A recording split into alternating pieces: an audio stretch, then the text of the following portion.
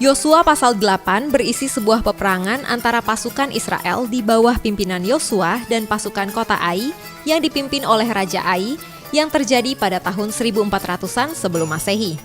Ai adalah kota kerajaan orang Kanaan yang disebut pertama kali dalam Kejadian 12 ayat 8. Letak Ai begitu strategis dan menjadi tujuan bangsa Israel berikutnya untuk masuk Kanaan. Ai adalah kota yang lebih kecil dari Yeriko, jumlah penduduknya pun sedikit.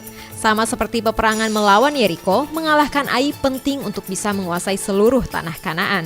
Meskipun kota Ai kecil, namun adalah penting bagi Israel untuk menguasainya karena Ai akan memberi Israel kendali atas jalan utama yang membentang sepanjang pegunungan dari utara ke selatan sepanjang dataran tinggi yang menjadi bagian utama tanah Kanaan.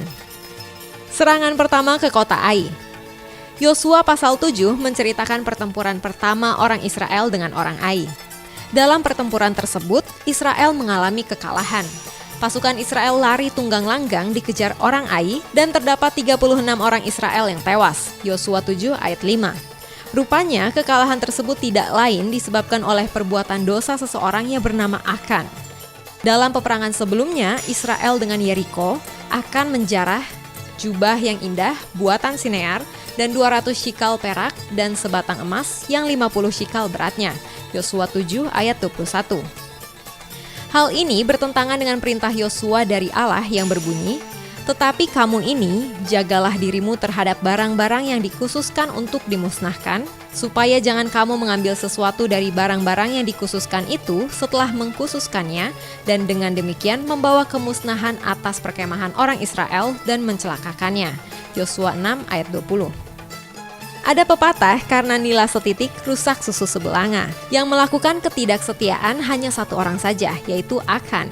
Namun yang menanggung akibatnya seluruh orang Israel dan bahkan ada korban jiwa sebanyak 36 orang.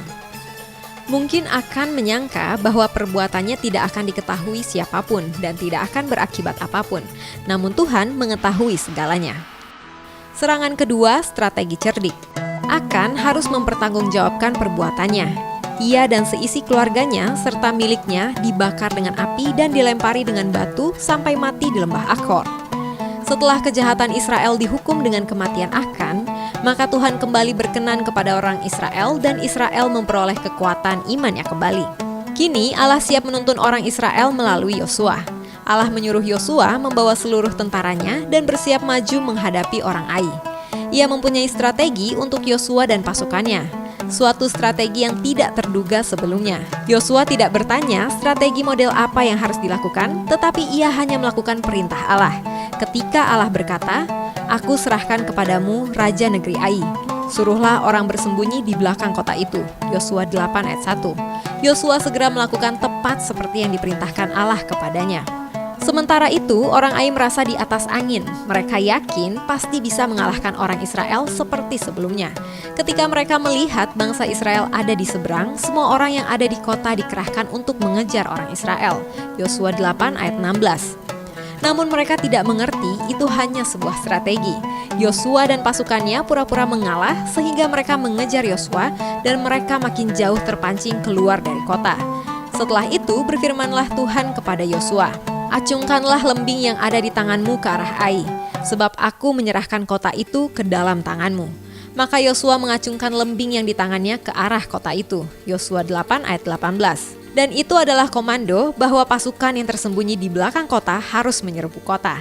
Hasil dari strategi yang dipimpin oleh Tuhan membuat Israel mampu mengalahkan kota Ai, dan hari itu Tuhan menyerahkan Ai kepada bangsa Israel. Yosua lalu mendirikan mezbah ucapan syukur kepada Tuhan atas kemenangan dan keselamatan yang diperoleh Israel. Lokasi arkeologi kota Ai. Edward Robinson, seorang sarjana biblika Amerika yang terkenal dengan magnum opusnya Biblical Researches in Palestine, pada tahun 1838 mengemukakan dugaan bahwa Ai terletak di Et-Tel yang merupakan situs arkeologi di tepi barat.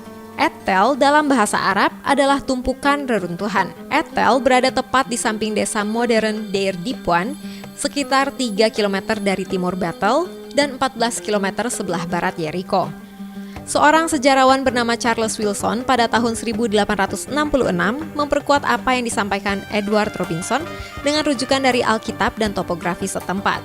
William F. Albright, seorang arkeolog, peneliti Alkitab, dan ahli bahasa yang dikenal sebagai Bapak Arkeologi Alkitab, mendukung dalam tulisannya pada tahun 1924 bahwa lokasi di Ethel mengandung puing-puing kota Ai. Juga didapati bahwa nama Ibrani Ai artinya mirip dengan nama Arab modern Ethel.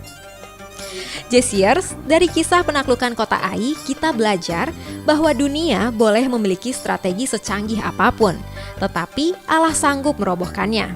Yosua dan bangsa Israel masuk ke dalam strategi Allah.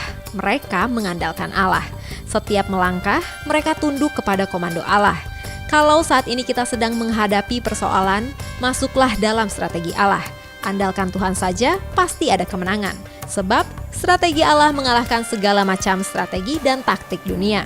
Sebab itu, apakah yang akan kita katakan tentang semuanya itu? Jika Allah di pihak kita, siapakah yang akan melawan kita? Roma 8 ayat 31.